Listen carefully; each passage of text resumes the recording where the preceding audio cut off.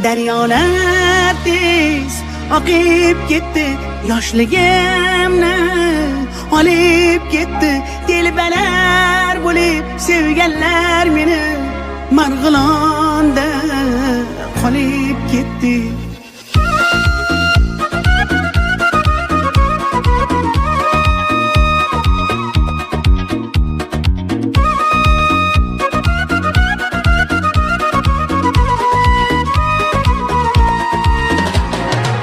Biz opa televizordan tushmay qo'ydingiz, ukam bor deb bir qo'ng'iroq qilmay qo'ydingiz.